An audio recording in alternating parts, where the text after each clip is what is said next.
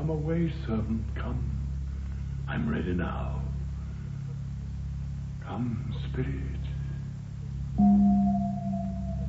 All hail, great master. My delicate spirit, there's more work to perform. Is there more toil? Since thou dost give me pains, let me remember thee what thou hast promised, which is not yet performed me. How now, moody? What is thou canst demand? My liberty. Before the time be out, no more. I prithee, remember I have done thee worthy service, told thee no lies, made thee no mistakings, served without or grudge or grumblings. Thou didst promise to bait me a full year. Dost thou forget from what a torment I did free thee? No? Thou dost, and think'st it much to tread the ooze of the salt deep, to run upon the sharp wind of the north, to do me business in the veins of the earth when it is baked with frost. I do not, sir. Thou liest, malignant thing. Hast thou forgot the foul witch Sycorax, who with age and envy was grown into a hoop? Hast thou forgot her? No, sir. Thou hast. Where was she born? Speak, tell me. Sir, in Argyle. Oh, was she so? I must once in a month recount what thou hast been, which thou forgett'st. This damned witch Sycorax, for mischiefs manifold and sorceries terrible to enter human hearing, from Argier thou knowst was banished. For one thing she did, they would not take her life. Is not this true? Aye, sir. This blue-eyed hag was hither brought with child, and here was left by the sailors. Thou, my slave, as thou reportst thyself, wast then her servant, and for thou wast a spirit too delicate to act her earthy and abhorred commands, refusing her grand hests, she did confine thee by help of her more potent ministers, and in her most unmitigable rage, into a cloven pine, within which rift imprisoned thou didst painfully remain 12 years, within which space she died and left thee there, where thou didst vent thy groans as fast as mill wheels strike. Then was this island, save for the sun that she did litter here, a freckled whelp hag-born, not honoured with a human shape. Yes, Caliban, her son. Dull thing, I say so. He, that Caliban, whom now I keep in service. Thou best knowest what torment I did find thee in. Thy groans did make wolves howl, and penetrate the breasts of ever angry bears. It was a torment to lay upon the damned, which Sycorax could not again undo. It was mine art, when I arrived and heard thee, that made gape the pine and let thee out. I thank thee, master. If thou more murmurst, I will rend an oak and peg thee in his knotty entrails till thou hast howled away 12 winters. Pardon, master. I will be correspondent to command, and do my spriting gently. Do so. And after 2 days, I will discharge thee. That's my noble master. What shall I do? Say what? What shall I do? Attend thy charge. Mark me.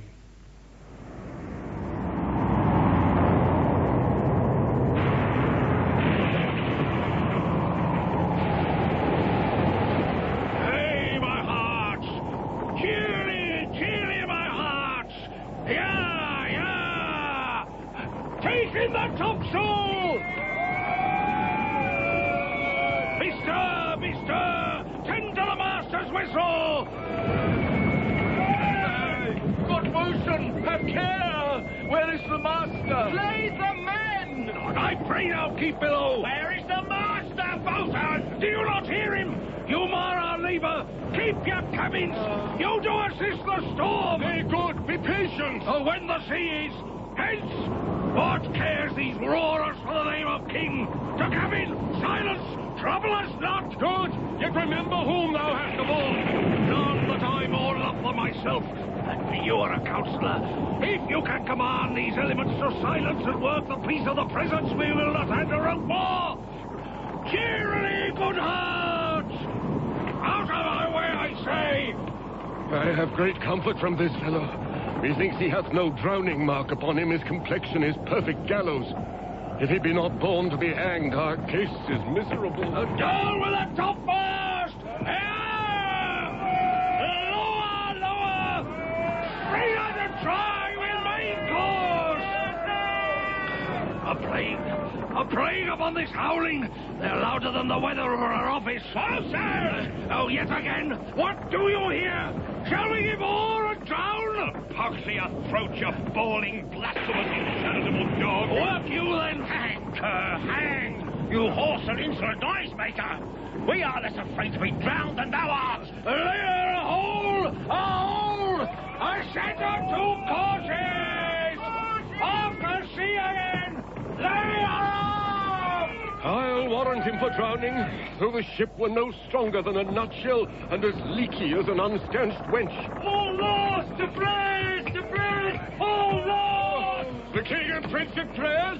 Let's assist them, for our case is as theirs. I'm out of patience. We are merely cheated of our lives by drunkards. This wine-chapped rascal. We split! We split! Let's all sink with the king! Let's take leave of him. We run ourselves abroad! Farewell, brother! My wife and children! Oh, by your art, my dearest father, you have put the wild waters in this roar. Allay them. The sky, it seems, would pour down the stinking pitch, but that the sea, mounting to the welkin's cheek, dashes the fire out. Oh, I have suffered with those that I saw suffer. A brave vessel, who had no doubt some noble creature in her, dashed all to pieces. Oh, the cry did knock against my very heart. Poor souls, they perished. Had I been any god of power, I would have sunk the sea within the earth, or ere it should the good ship so have swallowed, and the fraughting souls within her. Be collected. No more amazement. Tell your piteous heart there's no harm done. Oh, woe the day! No harm. I have done nothing but in care of thee. Thee, my dear one, thee, my daughter, who art ignorant of what thou art, naught knowing of whence I am, nor that I am more better than Prospero, master of a full poor cell, and thy no greater father. More to know did never meddle with my thoughts. 'Tis time I should inform thee further. Lend thy hand and pluck my magic garment from me. So. Lie there, my heart. Wipe thou thine eyes, have comfort. The direful spectacle of the wreck, which touched the very virtue of compassion in thee, I have with such provision in mine art, so safely ordered, that there is no soul, no, not so much perdition as an hair betid to any creature in the vessel which thou heardst cry, which thou sawest sink. Sit down, for thou must now know further. You have often begun to tell me what I am, but stopped and left me to a bootless inquisition, concluding, stay not yet. The hour's now come. The very minute bids thee ope thine ear. Obey and be attentive.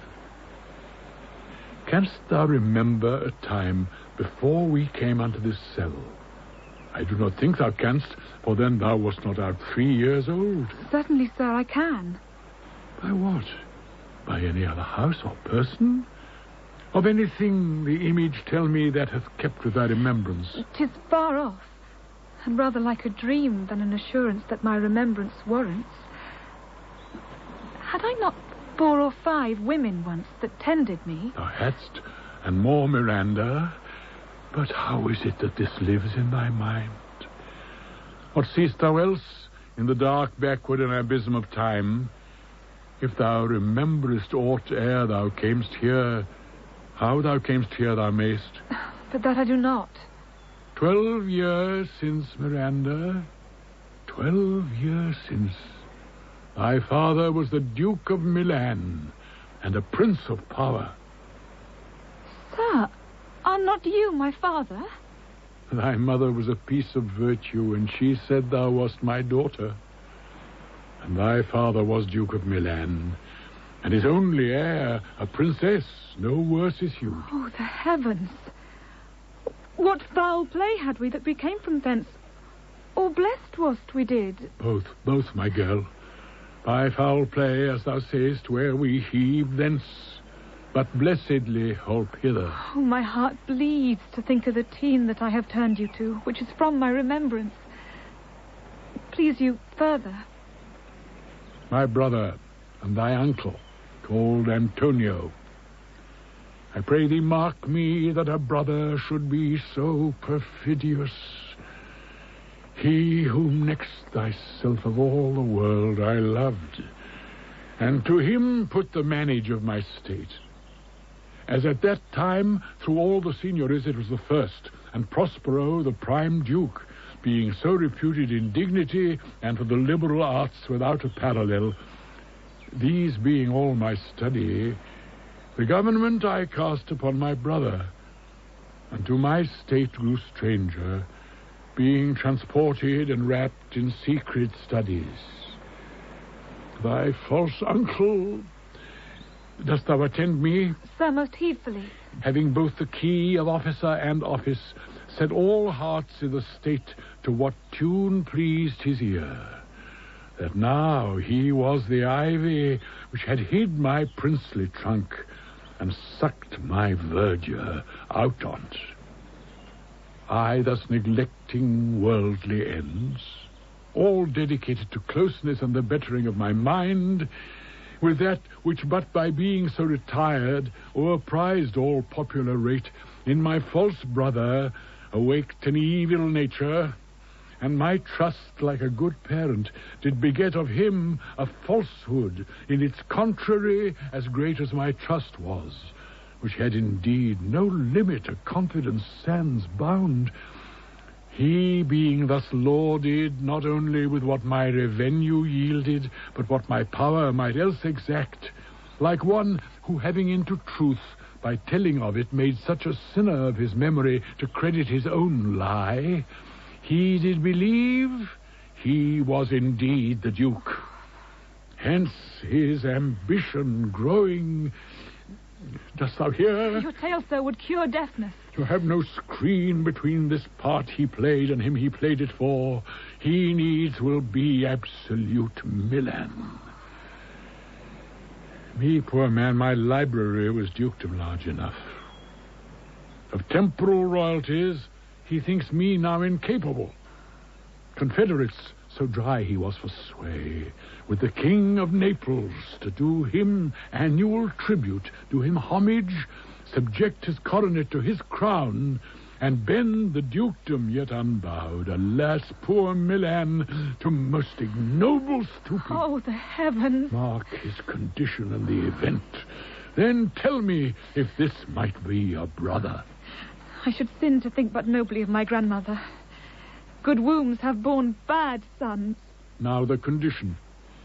This King of Naples, being an enemy to me inveterate, hearkens my brother's suit, which was that he, in lieu of the premises of homage, and I know not how much tribute, should presently extirpate me and mine out of the dukedom, and confer fair Milan with all the honors on my brother.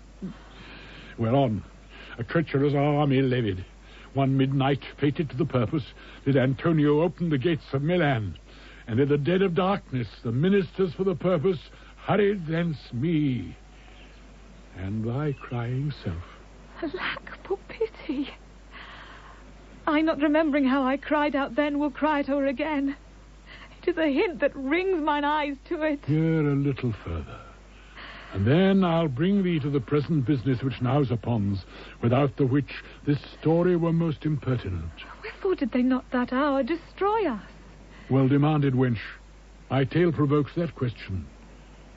Dear, they durst not, so dear the love my people bore me. nor set a mark so bloody on the business, but with colours fairer painted their foul ends. In few, they hurried us aboard a bark, bore us some leagues to sea, where they prepared a rotten carcass of a butt.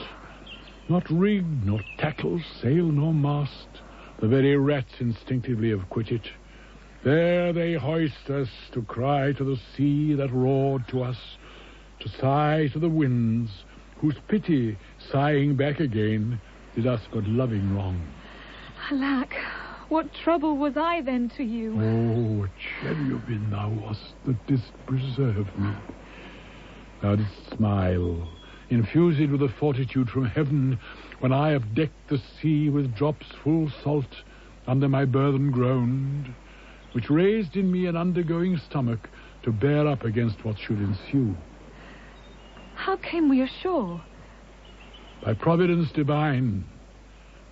Some food we had and some fresh water, that a noble Neapolitan Gonzalo, out of his charity, who being then appointed master of this design, did give us, with rich garments, linens, stuffs, and necessaries, which since have steadied much, so of his gentleness, knowing I loved my books, he furnished me from mine own library with volumes that I prize above my dukedom. Would I might but ever see that man. Now I arise, sit still, and hear the last of our sea sorrow. Here in this island we arrived, and here have I, thy schoolmaster, made thee more profit than other princess can, that have more time for vainer hours, and tutors not so careful. Heavens thank you for it. And now, I pray you, sir, for still 'tis beating in my mind, your reason for raising this sea storm. No, thus far forth. By accident most strange, bountiful fortune, now my dear lady, hath mine enemies brought to this shore. And by my prescience, I find my zenith doth depend upon a most auspicious star, whose influence if I now court not but omit, my fortunes will ever after droop. But father... Here cease more questions. Thou art inclined to sleep. 'Tis a good dullness, and give it way. I know thou canst not choose.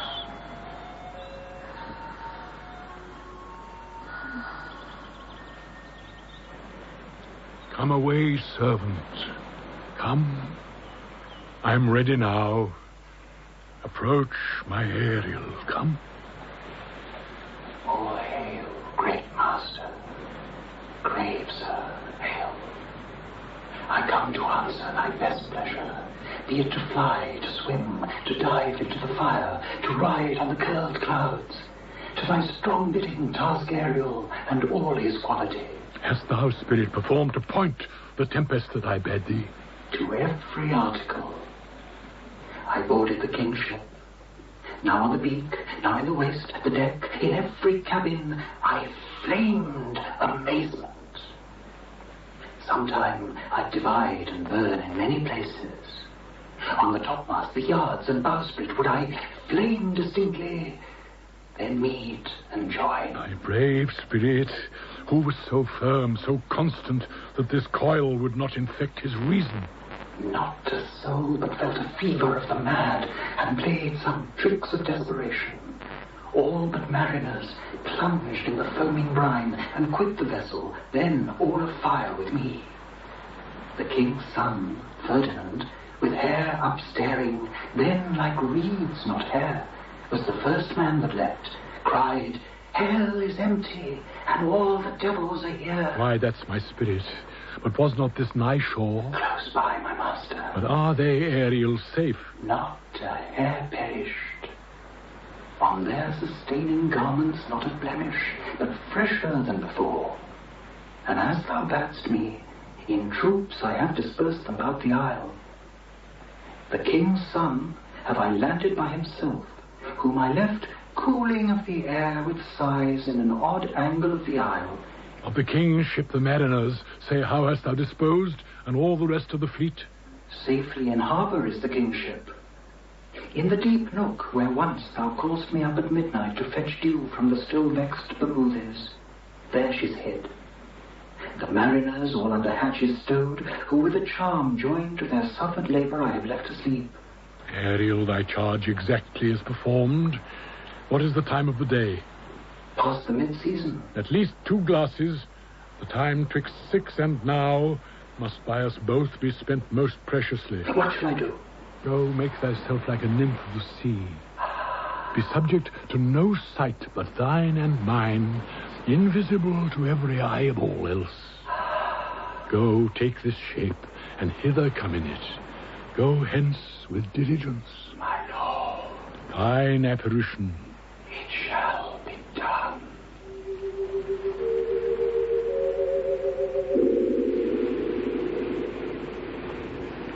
Awake, dear heart. Awake. Thou hast slept well. Awake. The strangeness of your story put heaviness in me. Shake it off. Come on. We'll visit Caliban, my slave, who never yields us kind answer. 'Tis a villain, sir, I do not love to look on.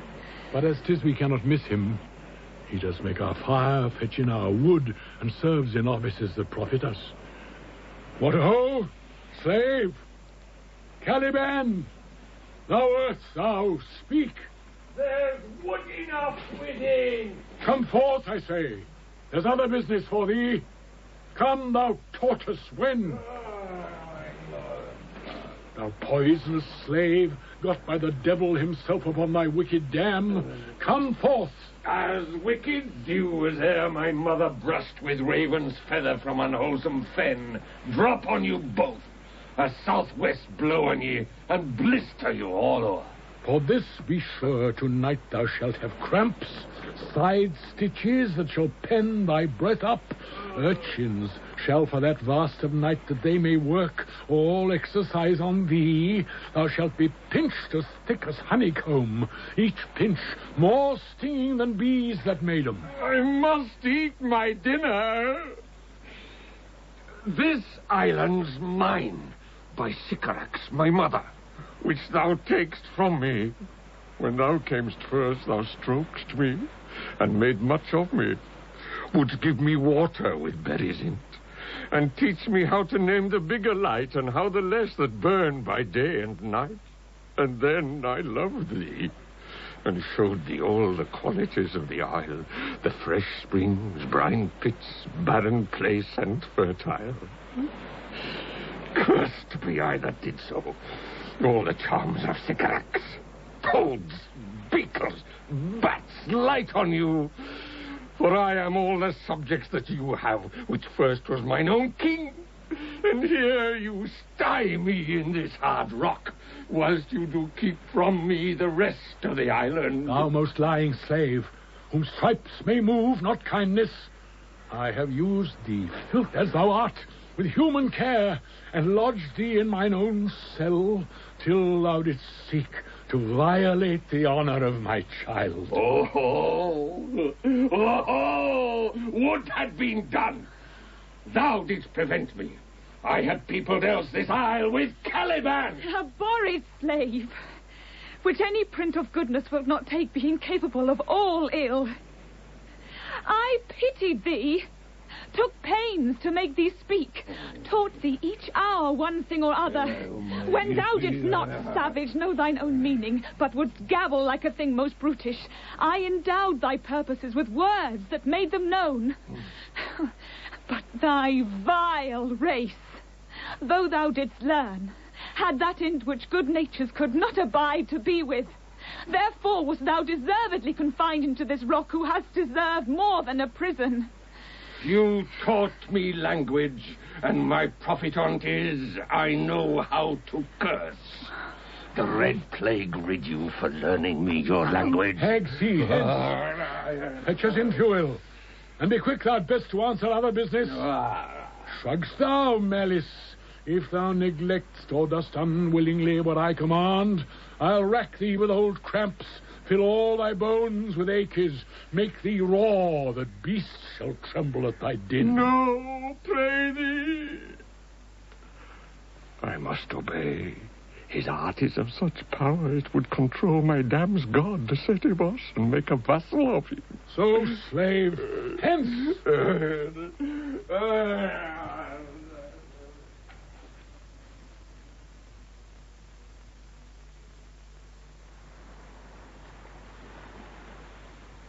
Come unto these yellow sands, and then take hands, curtsied when you have and kissed. The wild waves whist, footed feet me here and there, and sweet sprites the burthen bear. Where should this music be? In the air? Or the earth? It sounds no more.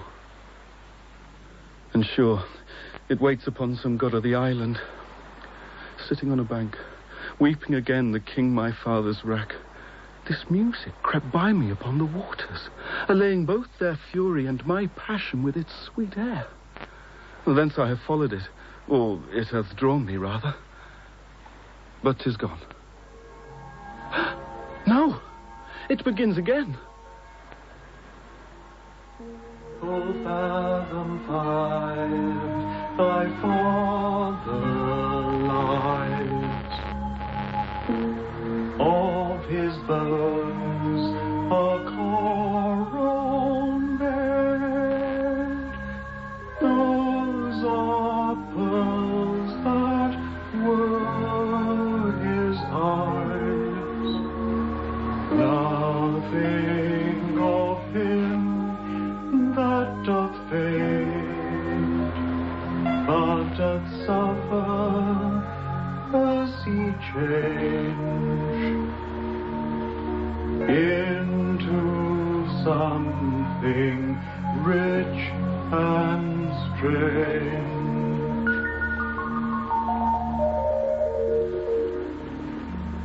Sea nymphs early ring his knell.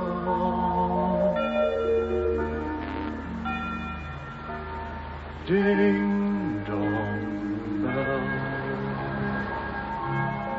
The ditty does remember my drowned father. This is no mortal business, nor no sound that the earth owes.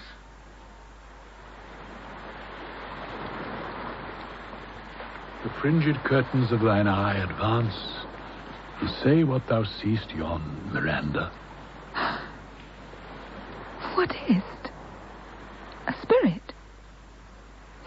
Lord, how it looks about. Believe me, sir, it carries a brave form. But 'tis a spirit. No, wench.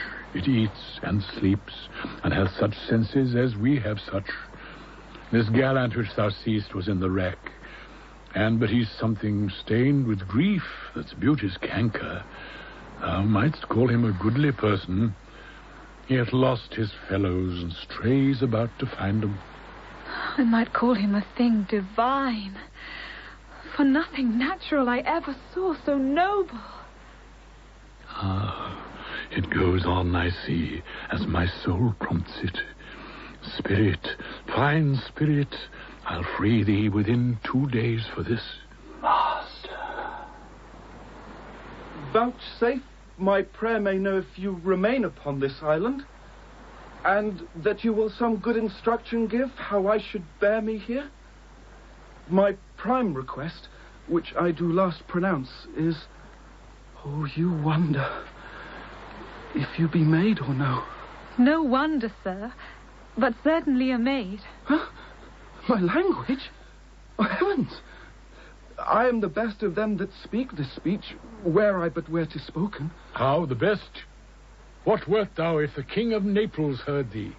a single thing, as I am now, that wonders to hear thee speak of Naples. He does hear me, and that he does, I weep. Myself am Naples, who with mine eyes, never since at ebb, beheld the king, my father, act. Alack for mercy. Yes, Faith, and all his lords, the Duke of Milan and his brave son being twain.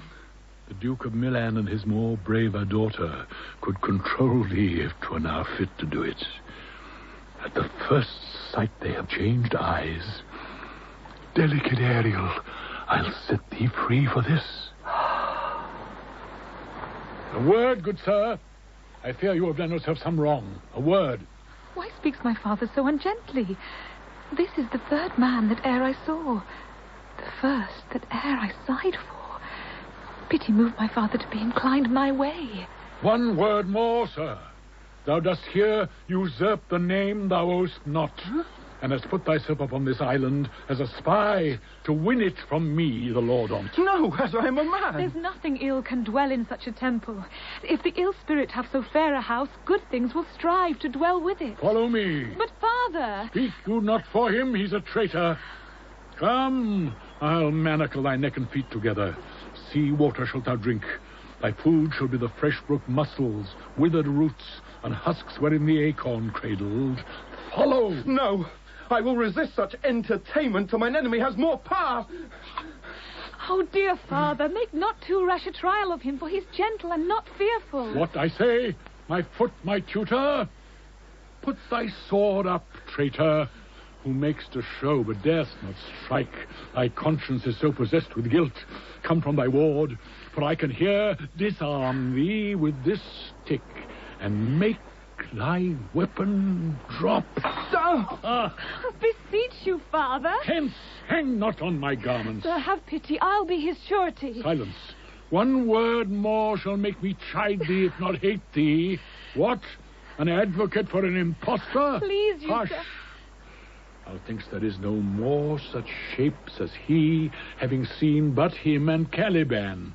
Foolish wench, to the most of men this is a Caliban, and they to him are angels. My affections are then most humble.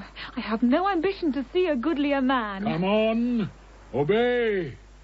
Thy nerves are in their infancy again, and have no vigor in them. So they are. My spirits, as in a dream, are all bound up. My father's loss, the weakness which I feel, the wrack of all my friends, nor this man's threats to whom I am subdued, are but light to me. Might I but through my prison once a day behold this maid. All corners else of the earth let liberty make use of.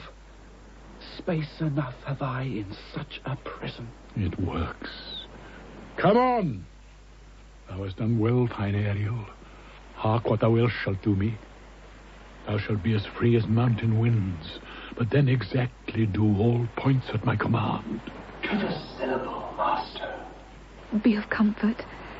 My father's of a better nature, sir, than he appears by speech. This is unwonted which now came from him. Come, sir. Follow. Father! Speak not for him.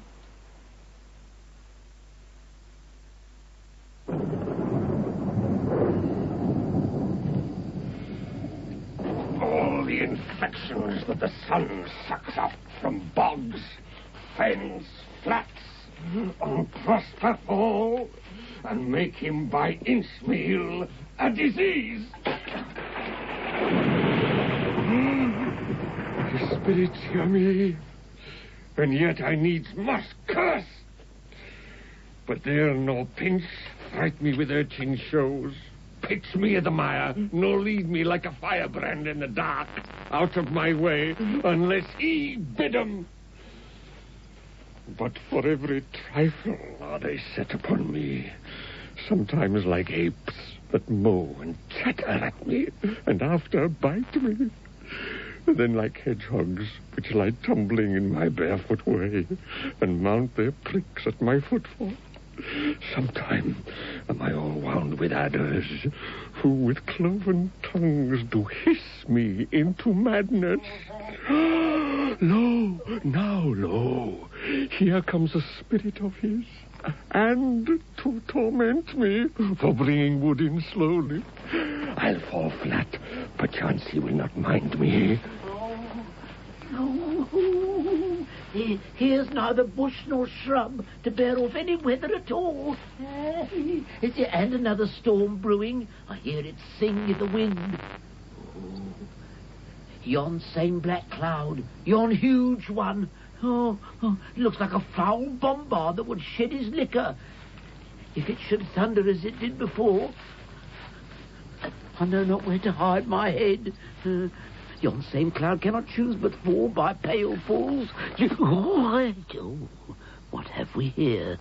A man? Or a fish? Dead? Or alive? Oh, a fish. He smells like a fish. Cool. Ooh. A very ancient and fish-like smell. A kind of... not of the newest, poor John. I do now let loose my opinion. Hold it no longer. This is no fish, but an islander that hath lately suffered by a thunderbolt. Alas, the storm is come again. My best way is to creep under his gabardine. There's no other shelter here about. Misery acquaints a man with strange bedfellows. I will here shroud till the dregs of the storm depart. I shall no more to sea. Here shall I die ashore. Oh, this is a very scurvy tune to sing at a man's funeral. Well, here's my comfort. Oh. The master, the swabber, the boatswain, and I, the gunner and his mates, love Moll, Megan, Varian, and Marjorie, but none of us cared for Kate, for she had a tongue with a tang, would cry to a sailor, "Go hang!" She loved not the savour of tar nor of pitch.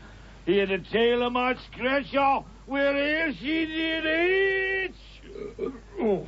Then to sea, boys, and let her go hang. Then to sea, boys, and let her go hang. Oh, this is a scurvy tune, too. But here's my comfort. Do not torment me. Oh. What's the matter? Have we devils here? Would you put tricks upon us with savages and men of Eden, huh? I have not escaped drowning to be afeard now of your 4 legs. Oh. This is some monster of the isle with 4 legs who has got, as I take it, an ague. Where the devil should he learn our language? If I can recover him and keep him tame, I will not take too much for him. He shall taste of my bottle. Come on your ways, open your mouth. Here is that which will give language to you, cat. Open your mouth. This will shake your shaking, I can tell you, and that soundly. Oh, you cannot tell who's your friend. Open your chaps again. I should know that voice. It should be, but he's drowned, and these are devils. Oh, defend me. 4 legs and 2 voices. A most delicate monster. His forward voice now is to speak well of his friend. His backward voice is to utter foul speeches and to detract. If all the wine in my bottle will recover him, I will help his ague. You come. Amen. I will pour some in thy other mouth. For now. Doth thy other mouth call me? Mercy, mercy, this is a devil and no monster. I will leave him. I have no long... Stefano! If thou beest Stefano, touch me and speak to me, for I am Trinculo. Be not afeard, thy good friend, Trinculo. If thou be'st Trinculo, come forth. I'll pull thee by the lesser legs. If any be Trinculo's legs, these are they. Thou art very Trinculo indeed. Art thou living, Stefano? Yeah. Oh, Stefano, 2 Neapolitans escaped. Prithee, do not turn me about. My stomach is not constant. These be fine things, and if they be not sprites, that's a brave god, and bears celestial liquor. I will kneel to him. How didst thou escape, Trinculo? How camest thou hither? Swear by this bottle how thou camest hither. I escaped upon a buttoned sack, which the sailors heaved overboard by this bottle. I'll swear upon that bottle to be thy true subject, for the liquor is not earthly. Here? Swear then how thou escapest. Swam ashore, man, like a duck. I can swim like a duck, I'll be sworn. Here, kiss the book. Though thou canst swim like a duck, thou art made like a goose. Oh, Stefano, hast any more of this? The whole butt, man. My cellar is in a rock by the seaside where my wine is hid. How now, mooncalf? How does thine ache you? Hast thou not dropped from heaven? Out of the moon, I do assure thee. I was the man in the moon when time was. I have seen thee in her, and I do adore thee. My mistress showed me thee, and thy dog, and thy book. Come, swear to that. Kiss the book. I will furnish it anon with new contents. Swear. By this good light, this is a very shallow monster. I have feared of him. A very weak monster. The man of the moon. A most poor, credulous monster. Well-drawn monster, in good sooth. I'll show thee every fertile inch of the island, and I will kiss thy foot. I prithee, be my god. By this light, a most perfidious and drunken monster. When God's asleep, he'll rob his bottle. I'll kiss thy foot. I'll swear myself thy subject. Come on, then. Down and swear. I shall laugh myself to death at this puppy-headed monster. A most scurvy monster. I can find it in my heart to beat him. Come, kiss. But the poor monster's in drink. An abominable monster. I'll show thee the best springs. I'll pluck thee berries. I'll fish for thee and get thee wood enough. A plague upon the tyrant that I serve. I'll bear him no more sticks. But follow thee, thou wondrous man. A most ridiculous monster to make a wonder of a poor drunkard. I prithee, let me bring thee where crabs grow, and I with my long nails will dig thee pig nuts, show thee a jay's nest, and instruct thee how to snare the nimble marmoset. Wilt thou go with me? I prithee now, lead the way without any more talking. Trinculo, the king and all our company else being drowned, we will inherit here. Here, bear my bottle. Fellow Trinculo will fill him by and by again. Farewell, master. Farewell, farewell. A howling monster, a drunken monster. No more dams I'll make for fish, nor fetching, firing, at requiring, nor scrape, trenchering, nor wash dish. Ban, ban, Kakari ban, has a new master. Get a new man. Freedom, Heide, Heide, freedom, freedom! Oh, brave monster, lead the way!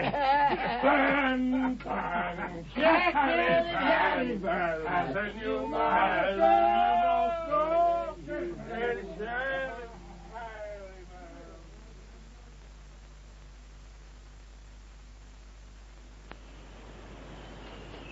Beseech you, sir, be merry.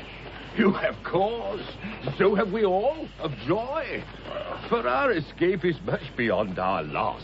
Our hint of woe is common every day. Some sailor's wife, the masters of some merchant, and the merchant have just our theme of woe. But for the miracle, I mean our preservation, few in millions can speak like us. And wisely, good sir, weigh our sorrow with our comfort. Prithee, peace. He receives comfort like cold porridge. The visitor will not give him also. Oh, look, he's winding up the watch with his wit. By and by it will strike. Sir, One tell. when every grief is entertained that's offered comes to the entertainer... $1. Dollar comes to him indeed. You've spoken truer than you purpose. You have taken it wiselier than I meant you should.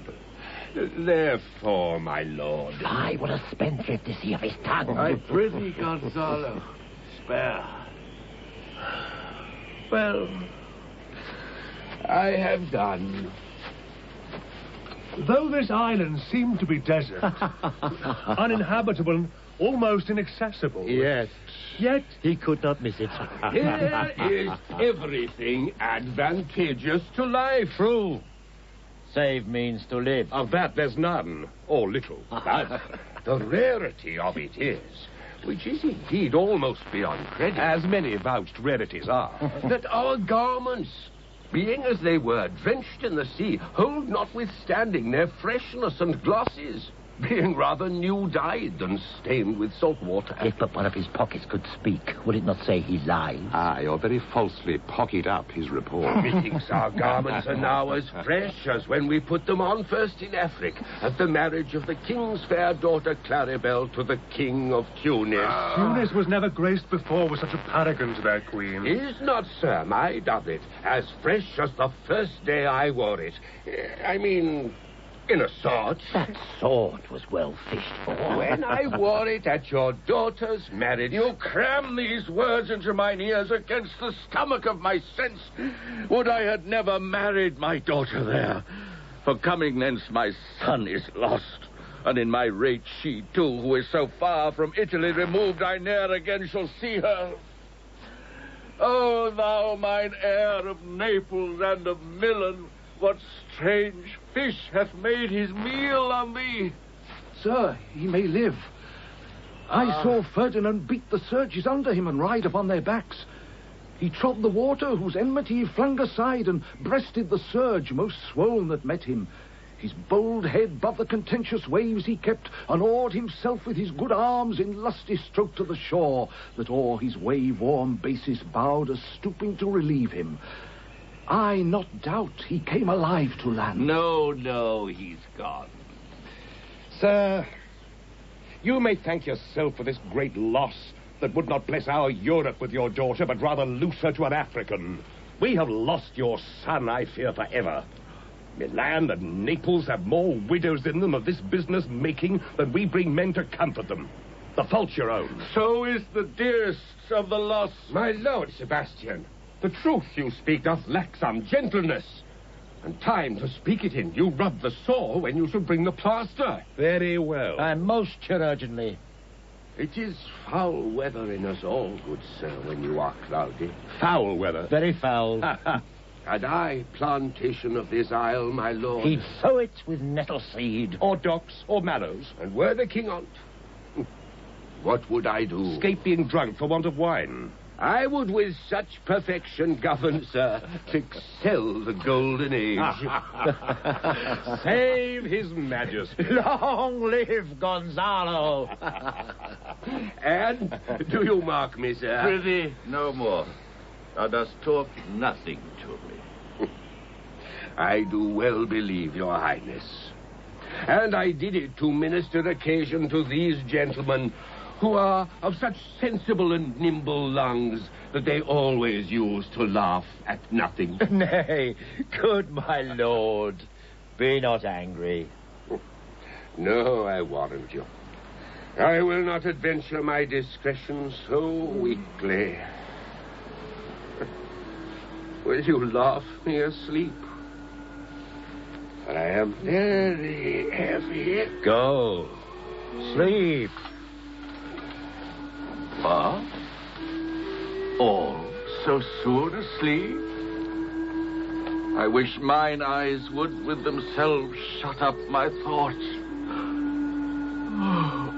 I find they are inclined to do so, Sebastian. Please you, sir, do not omit the heavy offer of it. It seldom visits sorrow. When it does, it is a comforter. We too, my lord, will guard your person while you take rest and watch your safety. Thank you, Antonio. Oh, wondrous heavy. Oh. What a strange drowsiness possesses them. It is the quality of the climate. Why doth it not then our eyelids sink? I find not myself disposed to sleep. Nor I. My spirits are nimble. They fell together all as by consent. They dropped as by a thunderstroke. What might, worthy Sebastian, oh, what might? No more. And yet methinks I see it in thy face what thou shouldst be. The occasion speaks thee, and my strong imagination sees a crown dropping upon thy head. What? Art thou waking? Do you not hear me speak? I do. And surely it is a sleepy language, and thou speakst out of thy sleep. Noble Sebastian, thou lett'st thy fortune sleep. Die, rather. Winkst whilst thou art waking. Well, I am standing water. I'll teach you how to flow. Do so. To ebb, hereditary sloth instructs me. Oh, if you but knew how you the purpose cherish, while thus you mock it, how in stripping it you more invest it. Ebbing men, indeed, most often do so near the bottom run by their own fear or sloth. Prithee, say on. The setting of thine iron cheek proclaim a matter from thee, and a birth, indeed, which throws thee much to yield. Thus, sir, although this lord of weak remembrance, this who shall be of as little memory when he is earthed, hath here almost persuaded, for he's a spirit of persuasion, only professes to persuade, the king his son's alive, 'tis as impossible that he's undrowned as he that sleeps here swims. I have no hope that he's undrowned. Will you grant with me that Ferdinand is drowned? He's gone. Then tell me, who's the next heir of Naples? Claribel. She that is queen of Tunis. She that dwells 10 leagues beyond man's life. She that from Naples can have no note unless the sun were post. What stuff is this, how say you? 'Tis true, my brother's daughter's queen of Tunis, so is she heir of Naples. Twixt which regions there is some space. A space whose every cubit seems to cry out, how shall that Claribel measure us back to Naples? Keep in Tunis and let Sebastian wait. Hush! Say, this were death that now hath seized them. Why, they were no worse than now they are. There be that can rule Naples as well as he that sleeps. Do you understand me? Methinks I do. I remember you did supplant your brother Prospero. True. And look how well my garments sit upon me. Much feater than before. Here lies the king, your brother, no better than the earth he lies upon. If he were that which now he's like, that's dead, whom I, with this obedient steel, 3 inches of it, can lay to bed forever. While you, doing thus, to the perpetual wink for I might put this ancient morsel, this a prudence who should not upbraid our course. For all the rest, they'll take suggestion as a cat laps milk. They'll tell the clock to any business that we say befits the hour. Thy case, dear friend, shall be my precedent. As thou gotst Milan, I'll come by Naples. Draw thy sword. One stroke shall free thee from the tribute which thou payest, and I, the king, shall love thee. Draw together, and when I rear my hand, do you the like to fall it on Gonzalo? Aye. My master, through his art, foresees the danger that you, his friend, are in, and sends me forth, for else his project dies, to keep them living. While you here do snoring lie, open-eyed conspiracy is time doth take. If of life you keep a care, shake off slumber and beware. Awake, awake. Let us both be silent! No, good angels, preserve the king! Why, no. Oh, awake? Why are you drawn? Wherefore this ghastly looking? What's the matter? Whilst we stood here, securing your repose, even now, we heard a hollow burst of bellowing like bulls, or rather lions. Did it not wake you? It struck mine ear most terribly. I heard nothing. Oh, it was a din to fright a monster's ear, to make an earthquake. Sure, it was the roar of a whole herd of lions. Heard you this, Gonzalo? Upon mine honor, sir, I heard a humming. That a strange one, too, which did awake me. I shaked you, sir, and cried. As mine eyes opened, I saw their weapons drawn. Ah. There was a noise, that's verily. It is best we stand upon our guard. Or that we quit this place. Let's draw our weapons. Lead off this ground, and let's make further search for my poor Ferdinand. Heavens keep your son from these beasts, for he is surely the island.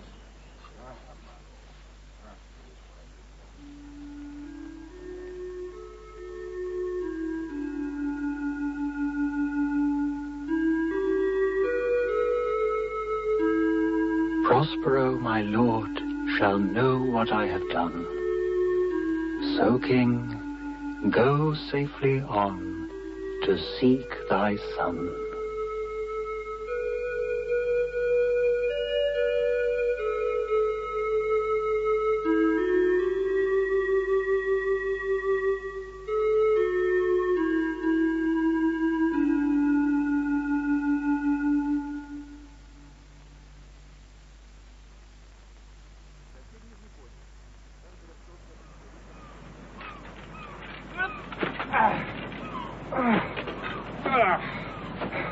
There be some sports are painful, and their labour delight in them set.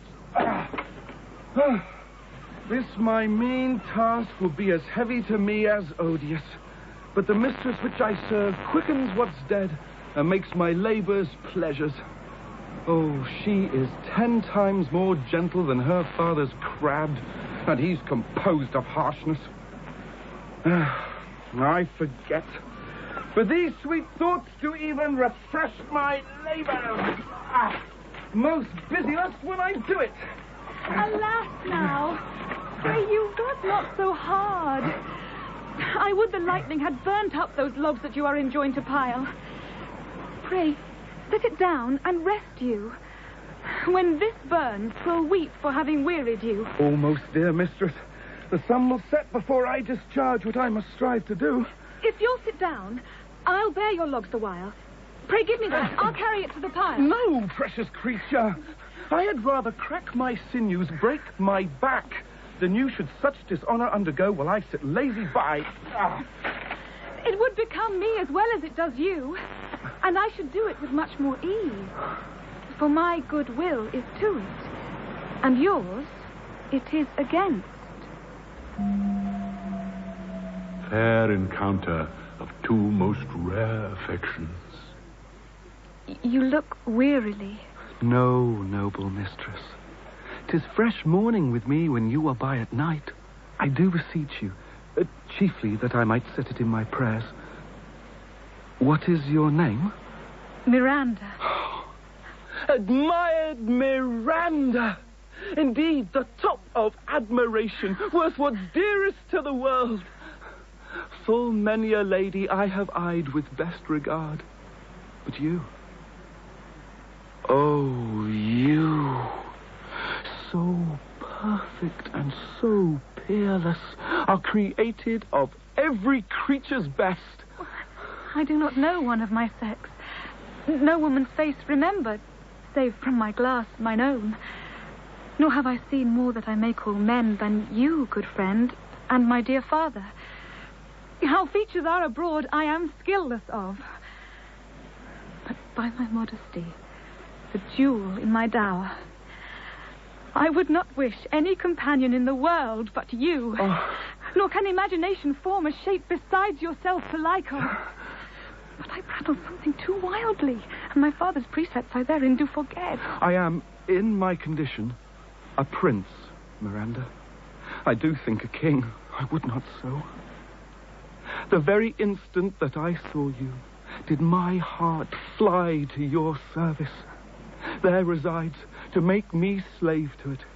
And for your sake am I this patient logman.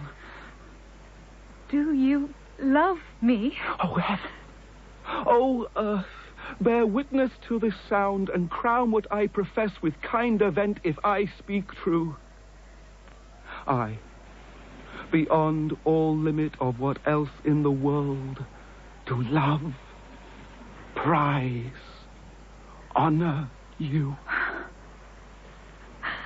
I am a fool to weep at what I am glad of. Oh, wherefore weep you? At mine unworthiness, that dare not offer what I desire to give, and much less take what I shall die to want. But this is trifling, and all the more it seeks to hide itself, the bigger bulk it shows. Hence bashful cunning, and prompt me plain and holy innocence. I am your wife, if you will marry me. Wife? If not, I'll die your maid. To be your fellow you may deny me, but I'll be your servant whether you will or no. My mistress, dearest. My husband, then?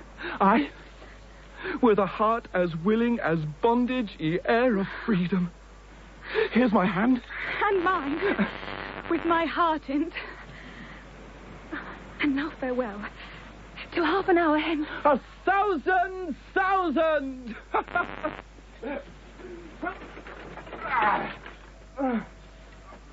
Heavens rain grace on that which breeds between them. So glad of this as they, I cannot be who are surprised withal. But my rejoicing at nothing can be more. I'll to my book, for yet ere supper time must I perform much business appertaining. Tell not me. When the bat is out, we will drink water, not a drop before. Therefore, bear up and board them. Servant monster, drink to me. Servant monster? Oh, the folly of this island. They say there's but 5 upon this isle. We are 3 of them, Stefano. If the other 2 be brained like us, the state totters. Drink, servant monster, when I bid thee. Thy eyes are almost set in thy head. Where should they be set else? Caliban were a brave monster indeed, if they were set in his tail. My man monster hath drowned his tongue in sack, Trinkleo. For my part, the sea cannot drown me. Moon calf, speak once in thy life, if thou beest a good moon calf. How dost thy honor? Let me lick thy shoe. I'll not serve him. He's not valiant. Thou liest, most ignorant monster. I'm encased to justle a constable. Why, thou debauched fish, thou. Trinkleo, Yes. keep a good tongue in your head. If you prove a mutineer, the next 3. The poor monster's my subject, and he shall not suffer indignity. I thank my noble lord. Wilt thou be pleased to hearken once again to the suit I made to thee? Marry, will I kneel and repeat it? I will stand, and so shall Trinkleo. As I told thee before, I am subject to a man called Prospero, a tyrant, a sorcerer, that by his cunning hath cheated me of the island. Thou liest! Thou lion! Thou jesting monkey, thou! I would my valiant master would destroy thee. I do not lie. Trinculo, if you trouble him any more at his tale, by this hand I will supplant some of your teeth. Why, I said nothing. Mum, then. No, but and no more. Proceed. I say, by sorcery he got this isle. From me he got it. If thy greatness will revenge it on him, for I know thou darest. But this king dare not. Oh, that's most certain. Thou shalt be lord of it, and I'll serve thee. Canst thou bring me to the party? Yea, my lord. I'll yield him thee asleep, where thou mayst knock a nail into his head. Thou liest, thou canst not. What a pagnin is it? Thou scurvy pack. Why, I do beseech thy greatness. Give him blows. Take thou that. As you like this, give me the lie another time. I did not give the lie. Now, forward with your tale. Prithee, Trinculo, stand further off. Beat him enough. After a little time, I'll beat him too. Stand farther. Come, proceed. Why, as I told thee, 'tis a custom with Prosper the afternoon to sleep, where thou mayest brain him, having first seized his books. Or, with a log, batter his skull, or paunch him with a stake, or cut his weasand with thy knife. Remember first to possess his books, for without them he's but a sot, as I am, nor hath not one spirit to command. They all do hate him as rootedly as I. Burn but his books. He has brave utensils, for so he calls them, which, when he has a house, he'll deck withal. And that most deeply to consider is the beauty of his daughter. He himself calls her a nonpareil. Is it so brave, alas? Aye, Lord, she will become thy bed, I warrant thee, and bring thee forth brave brood. Monster, I will kill this man. His daughter and I will be king and queen, save our graces, and Trinculo and thyself shall be viceroys. Dost thou like the plot, Trinculo? Excellent. Give me thy hand. I'm sorry I beat thee, but while thou livest, keep a good tongue in thy head. Within this half hour will he be asleep. Wilt thou destroy Prospero, then? Aye, on mine honour. This will I tell my master. Thou makest me merry. I am full of pleasure. Let us be jocund. Will you troll the catch you taught me but while ere? At thy request, monster, I will do reason. Any reason. Come on, Trinculo, let us sing. Flout 'em and count 'em. Flout 'em and count 'em. And scout 'em and flout 'em. And scout 'em and flout 'em. Thought is free. That's not the tune. What is this hymn? This is the tune of our catch, played by the picture of nobody. If thou beest a man, show thyself in our likeness. If thou beest a devil, take it as thou list. Ooh, forgive me my sins. He that dies pays all debts. I defy thee. Mercy upon us. Art thou afeard? No, monster. Not I. Be not afeard. The isle is full of noises, sounds and sweet airs that give delight and hurt not. Sometimes 1,000 twangling instruments will hum about mine ears. and sometime voices, that if I then had waked after long sleep, will make me sleep again. And then, in dreaming, the clouds, methought, would open and show riches ready to drop upon me, that when I waked, I cried to dream again. This will prove a brave kingdom to me, where I shall have my music for nothing. When Prospero is destroyed. That shall be by and by. I'll remember the story. Oh, the sound is going away. Let's follow it, and after, do our work. Yeah, lead, monster. We'll follow. I would I could see this taborer. He lays it on. Well, come. I'll follow, Stefano.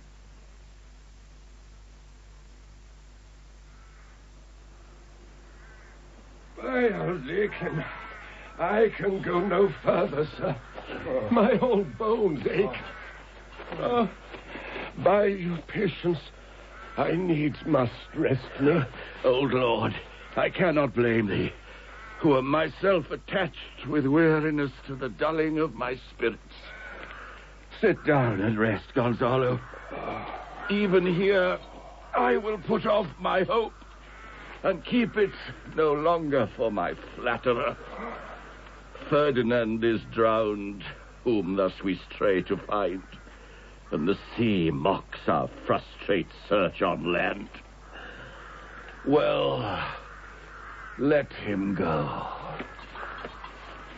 I am right glad that the king's so out of hope. Do not, for one repulse, forego the purpose that you resolved to effect, Sebastian. Tonight, Antonio. No more. Come now, Ariel. Perform thy service. Master.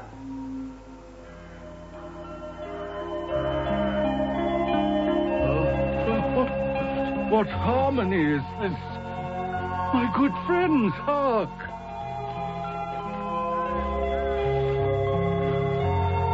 Marvelous, sweet music. Give us kind keepers, heavens.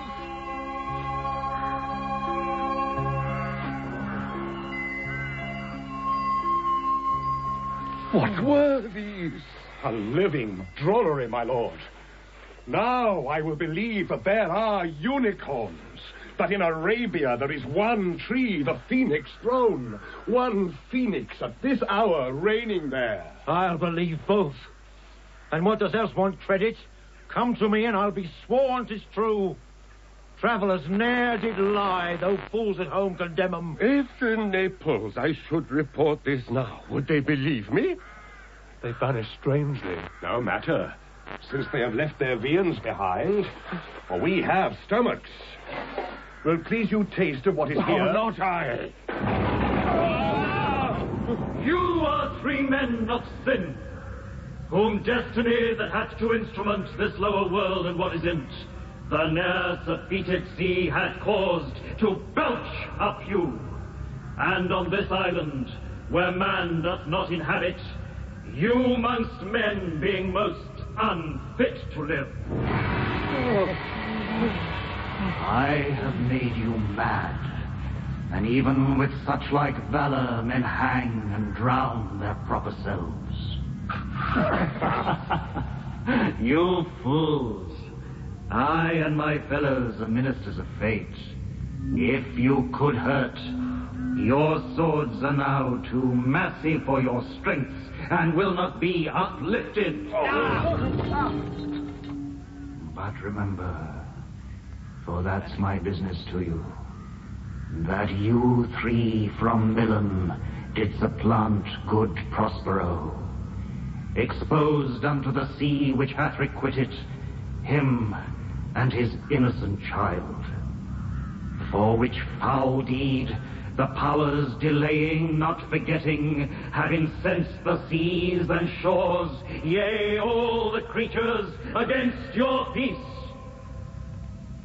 Thee of thy son, Alonso, they have bereft.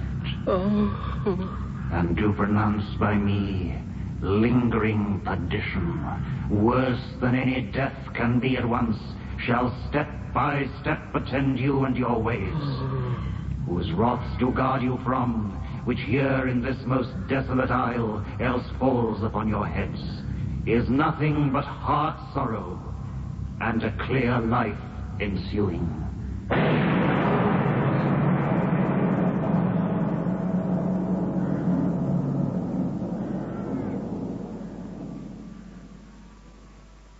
Bravely the figure of this harpy hast thou performed, my Ariel, a grace it had devouring. Of my instruction hast thou nothing bated in what thou hadst to say. So, with good life and observation strange, my meaner ministers their several kinds have done. My high charms work, and these mine enemies are all knit up in their distractions. They now are in my power. And in these fits I leave them, while I visit young Ferdinand, whom they suppose is drowned, and his and mine loved darling. In the name of something holy, sir, why stand you in this strange stare? Oh, it is monstrous, monstrous. Methought the billows spoke and told me of it. The winds did sing it to me, and the thunder, that deep and dreadful organ pipe, pronounced the name of Prosper. It did base my trespass. Therefore my son of the ooze is bedded, and I'll seek him deeper than e'er plummet sounded, and with him there lie mudded. But one fiend at a time, I'll fight their legions o'er. I'll be thy second. All three of them are desperate. Their great guilt, like poison given to work a great time after, now begins to bite the spirits.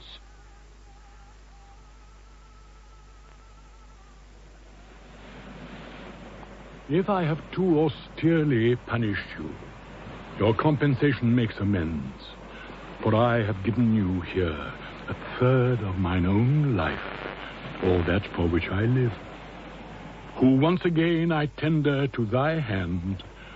All thy vexations were but my trials of thy love, and thou hast strangely stood the test. Here, afore heaven, I ratify this my rich gift.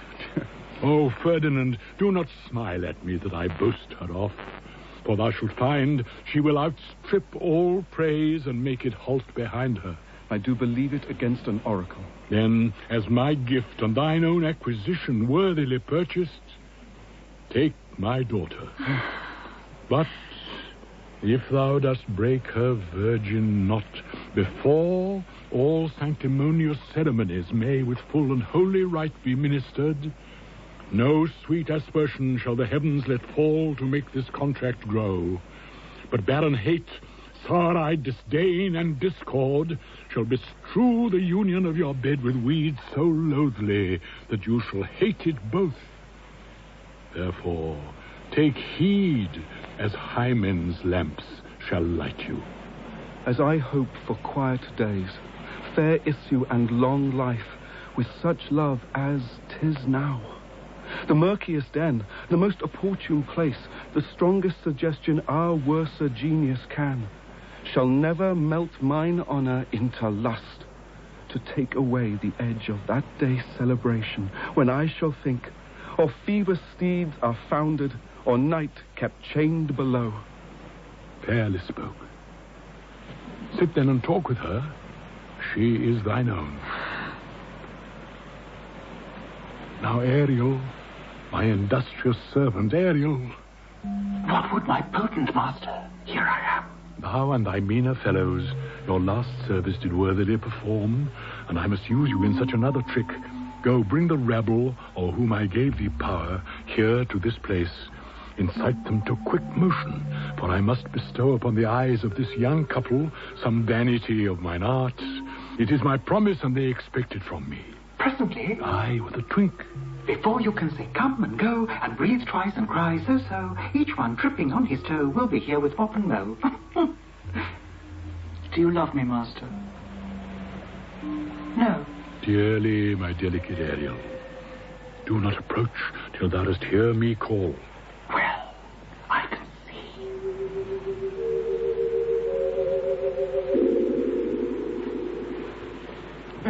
Look thou be true. Do not give dalliance too much the rein. The strongest oaths, a straw to the fire in the blood. Be more abstemious, or else good night your vow. I warrant you, sir, the white cold virgin snow upon my heart abates the ardour of my liver. Well, now come, my Ariel, bring a corollary rather than want a spirit. Appear and pertly. No tongue, all eyes. Be silent.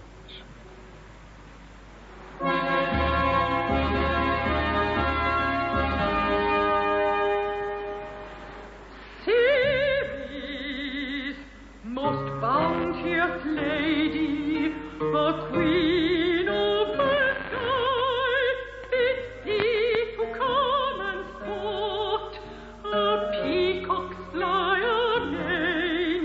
Approach, rich Ceres, her to entertain.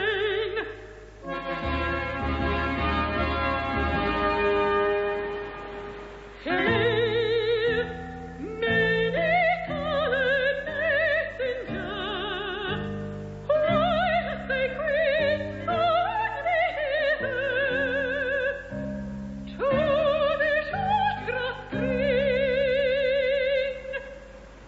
a contract of true love to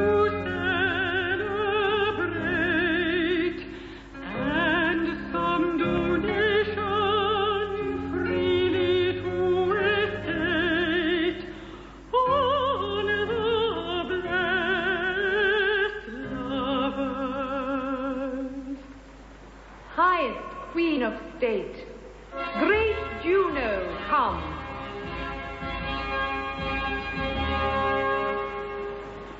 How doth my bounteous sister? Go with me to bless this twain.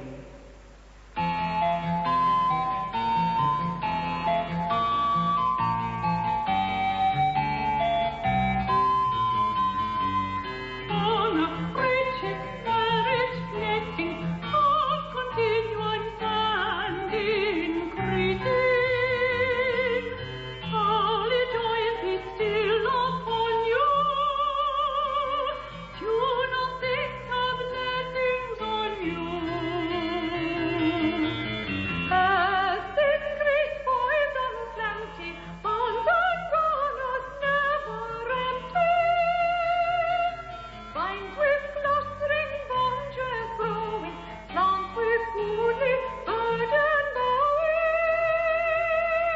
We come to you as the fathers sing the very end of heaven. Yes, the sea and one shall shun you. Sailing and in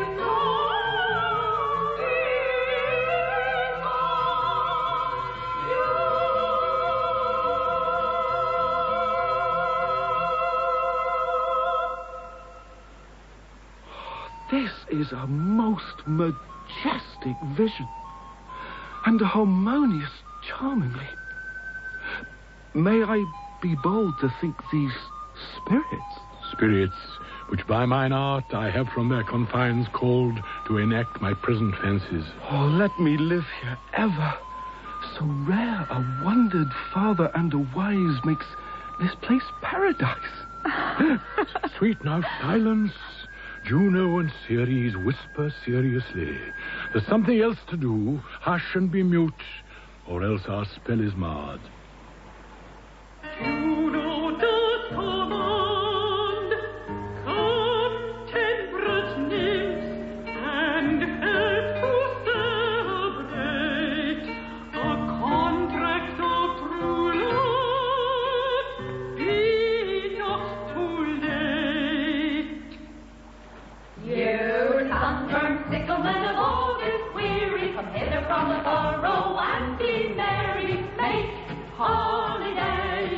your bright straw hat put on, and the fresh news encounter everyone in country footing.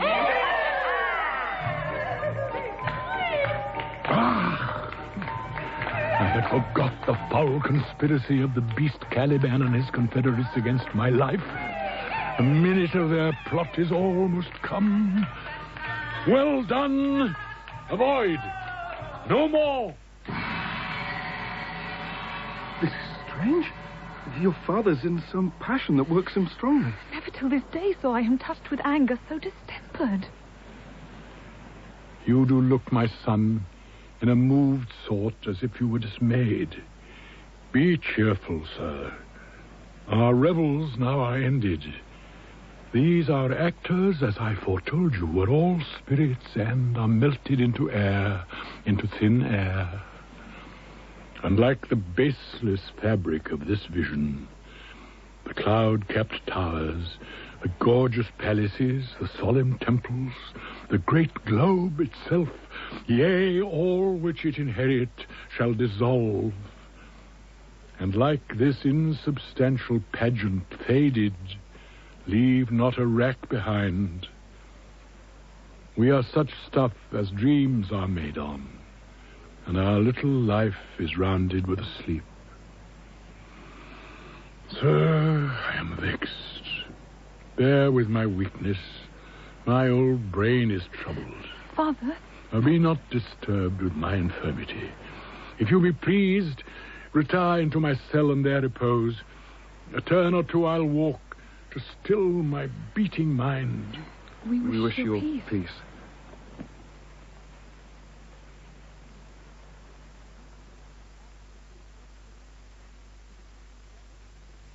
Come, Ariel. What's thy pleasure, master? Spirit, we must prepare to meet with Caliban. Aye, my commander. Where didst thou leave these varlets? They were red hot with drinking. Then I beat my tabor, at which like unbacked coats they pricked their ears, advanced their eyelids, lifted up their noses as they smelt music. So I charmed their ears that calf-like they my lowing followed through toothed briars, sharp furzes, pricking goss and thorns, which entered their frail shins. At last I left them with a filthy mantle pool beyond your cell, there dancing up to the chins, that the foul laker stunk their feet. This was well done, my bird. Thy shape invisible, retain thou still. The trumpery in my house, go, bring it hither, for stale to catch these thieves. I go.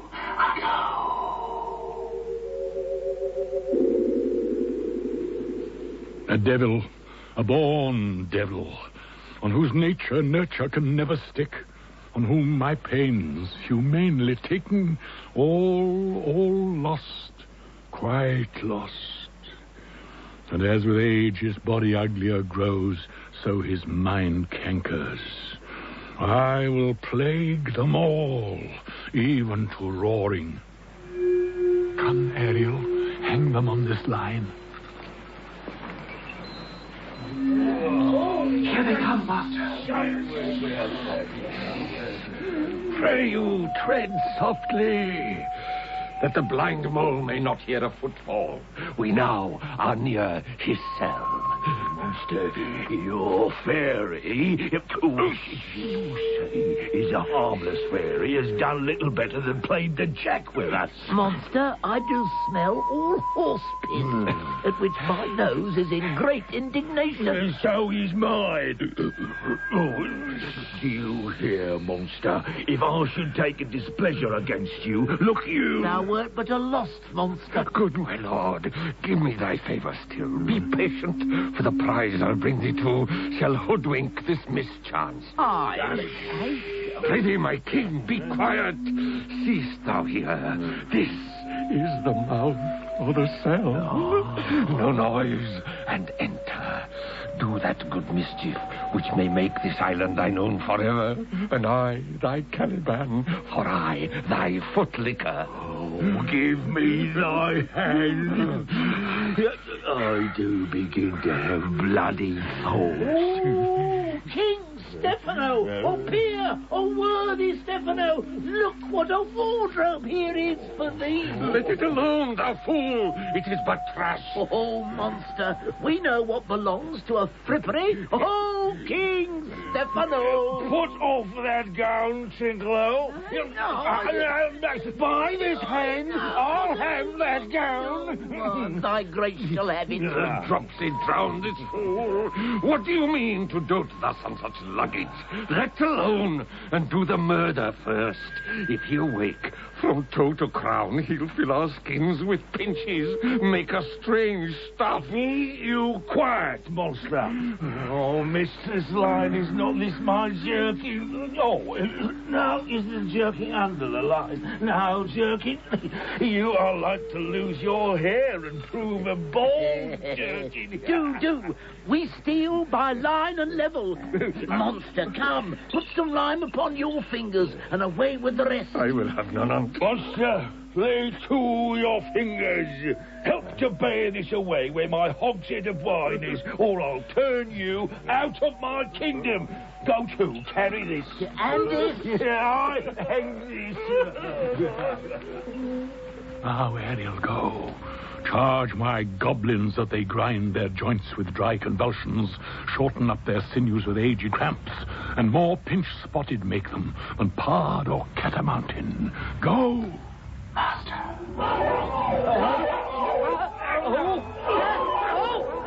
Hey, mountain, hey!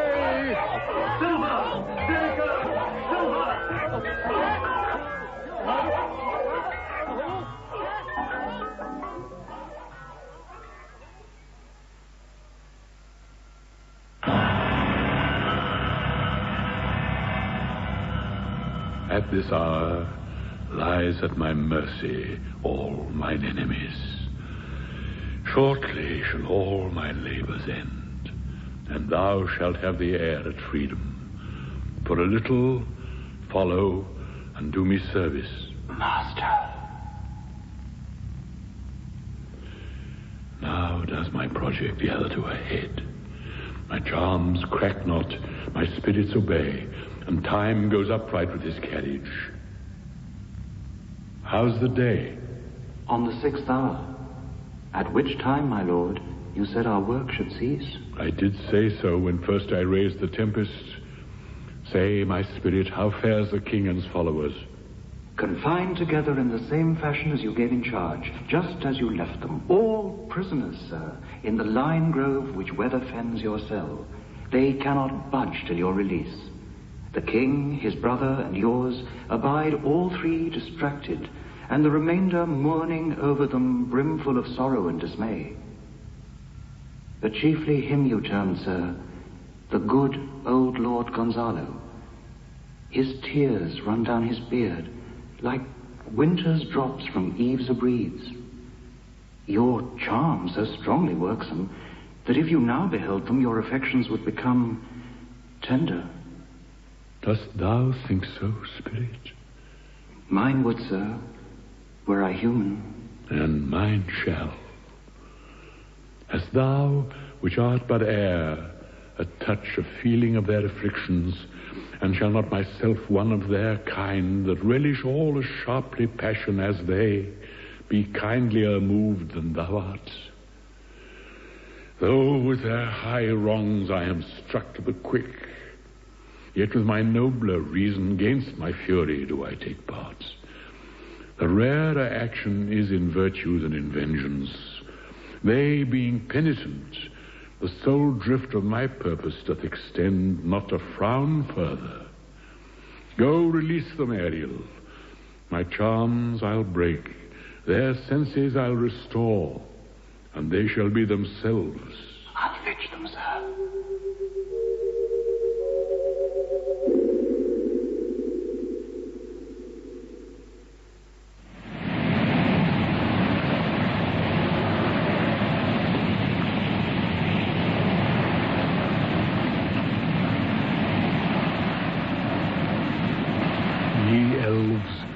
Hills, brooks, standing lakes and groves, and ye that on the sands with printless foot do chase the ebbing Neptune and do fly him when he comes back. You demi-puppets that by moonshine do the green sour ringlets make, whereof the yew not bites. And you, whose pastime is to make midnight mushrooms, that rejoice to hear the solemn curfew, by whose aid, weak masters though ye be, I have bedimmed the noontide sun, called forth the mutinous winds, and twixt the green sea and the azured vault set roaring war. To the dread rattling thunder have I given fire, and rifted Jove's stout oak with his own bolt. The strong-based promontory have I made shake, and by the spurs plucked up the pine and cedar. Graves, at my command, have waked their sleepers, oped and let 'em forth by my so potent art. But this rough magic I here abjure. And when I have required some heavenly music, which even now I do, to work mine end upon their senses that this airy charm is for, I'll break my staff, bury it certain fathoms in the earth, and deeper than did ever plummet sound, I'll drown thy book.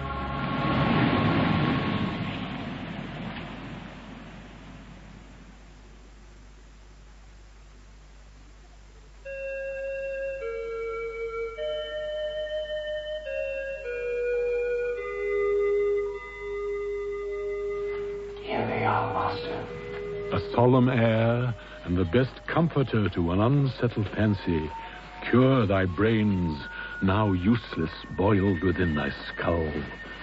There stand, for you are spell-stopped.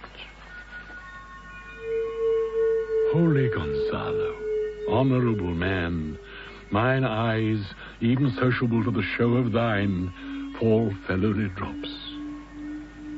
The charm dissolves apace, and as the morning steals upon the night, melting the darkness, so their rising senses begin to chase the ignorant fumes that mantle their clearer reason.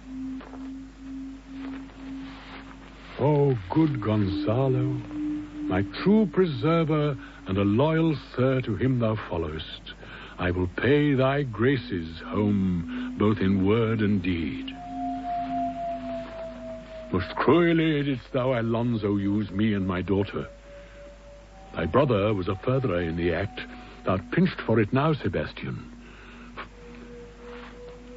Flesh and blood, you, brother mine, that entertained ambition, expelled remorse and nature, who with Sebastian, whose inward pinches therefore are most strong, would here have killed your king. I do forgive thee, unnatural though thou art. Their understanding begins to swell, and the approaching tide will shortly fill the reasonable shore that now lies foul and muddy. Not one of them that yet looks on me or would know me. Ariel, fetch me the hat and rapier in my cell. Master. I will discase me and myself present as I was sometime Milan. Quickly, spirit, thou shalt ere long be free. I shall miss thee, Master. And yet thou shalt have freedom. So. To the king's ship, invisible as thou art, there shalt thou find the mariners asleep under their hatches, the master and the boatswain being awake, enforce them to this place, and presently, I prithee. I drink the air before me and return, or ere your pulse twice beat.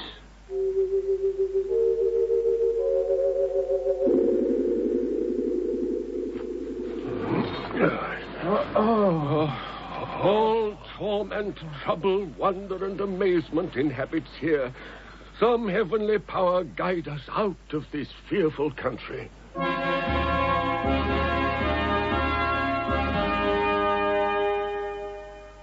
Behold, Sir King, the wronged Duke of Milan, Prospero. For more assurance that a living prince does now speak to thee, I embrace thy body, and to thee and thy company I bid a hearty welcome. Whether thou beest he or no, or some enchanted trifle to abuse me, as late I have been, I not know. This must crave, and if this be at all, a most strange story. Thy dukedom I resign, and do entreat thou pardon me my wrongs. But how should Prospero be living and be here? First, noble Gonzalo, let me embrace thine age, whose honor cannot be measured or confined. Whether this be or be not, I'll not swear. You do yet taste some subtleties of the isle that will not let you believe things certain. Welcome, my friends all. But you, my brace of lords, were I so minded, I here could pluck his highness frown upon you and justify you traitors. At this time, I will tell no tales. The devil speaks in him. No. Antonio, wicked sir, whom to call brother would even infect my mouth, I do forgive thy rankest fault, all of them, and require my dukedom of thee, which perforce I know thou must restore. If thou beest Prospero, give us particulars of thy preservation. How thou hast met us here, whom 3 hours since were racked upon this shore. What I have lost, how sharp the point of this remembrance is. My dear son Ferdinand. I am woe for it, sir. Irreparable is the loss, and patience says it is past her cure. I rather think you have not sought her help, of whose soft grace for the like loss I have her sovereign aid, and rest myself content. You, the like loss? As great to me as late, and supportable to make the dear loss, have I means much weaker than you may call to comfort you, for I have lost my daughter. Oh, a daughter? Oh, heavens, that they were living, both in Naples, the king and queen there. That they were, I wish myself were muddied in that oozy bed where my son lies. When did you lose your daughter? In this last tempest. I perceive these lords of this encounter do so much admire that they devour their reason, and scarce think their eyes do offices of truth, their words are natural breath. But howsoe'er you have been justled from your senses, know for certain that I am Prospero, and that very duke which was thrust forth of Milan, who most strangely upon this shore where you were wracked was landed to be the lord on't. Welcome, sir. This cell's my court. Here have I few attendants, and subjects none abroad. Pray you look in. My dukedom, since you have given me again, I will requite you with as good a thing, at least bring forth a wonder, to content ye as much as me my dukedom. Mark. Oh, Ferdinand. My son. Sweet lord, you play me false. No, my dearest love. I would not for the world.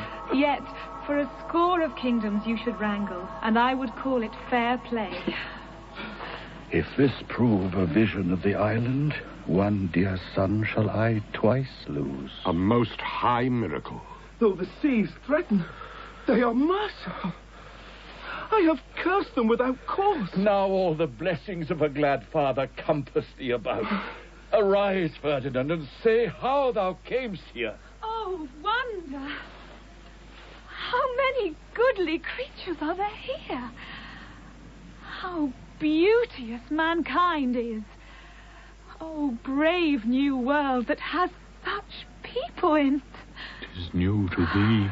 What is this maid with whom thou wast at play? Your eldest acquaintance cannot be 3 hours. Is she the goddess that hath severed us and brought us thus together?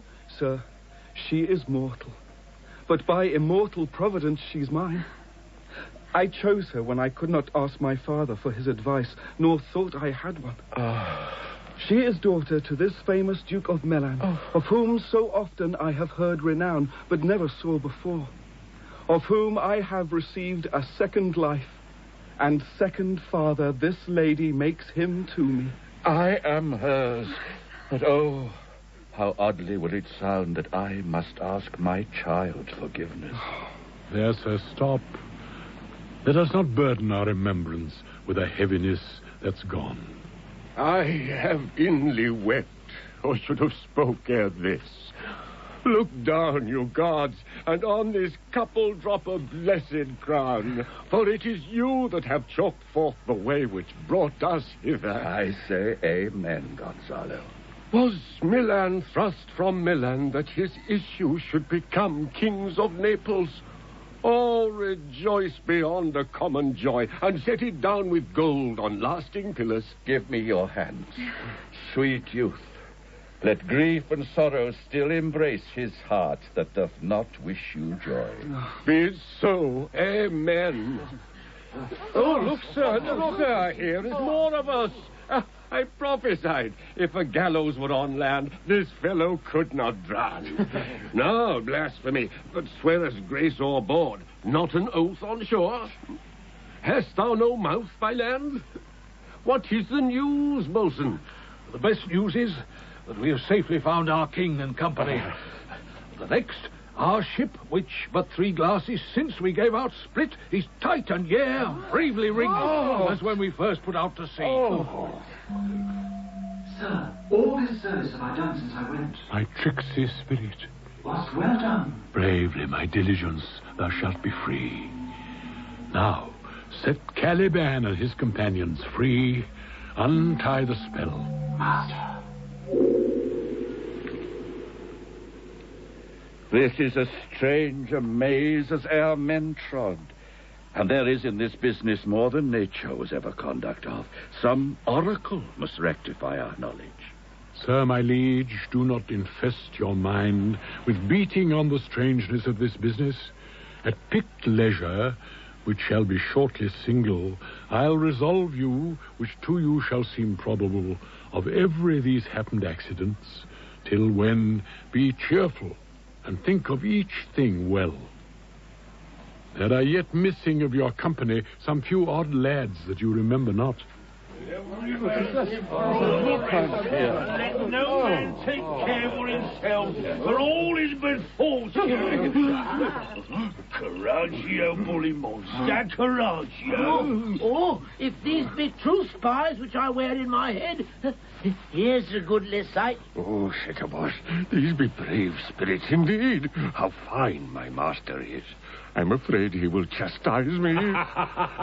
What things are these, my Lord Antonio? Will money buy them? Very like. One of them is a plain fish, and no doubt marketable. Mark but the badges of these men, my lords, then say if they be true. This misshapen knave, his mother was a witch, and one so strong that could control the moon, make flows and ebbs, and deal in her command without her power. These 3 have robbed me, and this demi-devil, for he's a bastard one, had plotted with them to take my life. 2 of these fellows you must know and own. This thing of darkness, I acknowledge mine. I shall be pinched to death. Is not this Stefano, my drunken butler? He is drunk now. Where had he wine? And Trinculo is reeling ripe. How camest thou in this pickle? I have been such a pickle since I saw you last that I fear me will never out of my bones. I shall not fear fly blowing. Why? How now, Stefano? Oh, touch me not. I am not Stefano, but a cramp. You'd be king of the Isle, Sirrah. Yeah, I should have been a small one. This is a strange thing as e'er I looked on. He's as disproportioned in his manners as in his shape. Go, Sirrah, to my cell. Take with you your companions. As you look to have my pardon, trim it handsomely. Aye, that I will. And I'll be wise hereafter, and seek for grace. What a thrice double ass was I to take this drunkard for a god, and worship this dull fool. Go to, away. Hence, and bestow your luggage where you found it. Or stole it, rather. Sir, I invite your highness and your train to my poor cell, where you shall take your rest for this one night. Sir. And in the morn, I'll bring you to your ship, and so to Naples, where I have hope to see the nuptial of these our dear beloved solemnized. And thence retire me to my Milan, where every third thought shall be my grave. I long to hear the story of your life, which must take the ear strangely. I'll deliver all, and promise you calm seas, auspicious gales, and sails so expeditious that shall catch your royal fleet far off. Please you, draw near.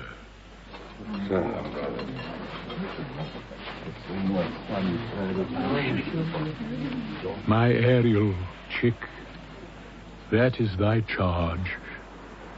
Then to the elements be free, and fare thou well. Master. Where the bee sucks, there suck I. In a cowslip's bell I lie. There I couch when owls do cry. On the bat's back I do fly. Off to summer merrily.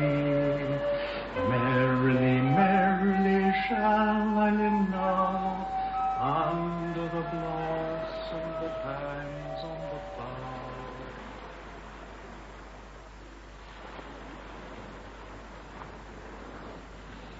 Now my charms are all o'erthrown, and what strength I have is mine own, which is most faint. Now 'tis true, I must be here confined by you, or sent to Naples. Let me not, since I have my dukedom got, and pardon the deceiver, dwell in this bare island by your spell, but release me from my bands with the help of your good hands. Gentle breath of yours my sails must fill, or else my project fails, which was to please. Now I want spirits to enforce, art to enchant, and my ending is despair, unless I be relieved by prayer, which pierces so that it assaults mercy itself, and frees all faults. As you from crimes would pardon be, let your indulgence set me free.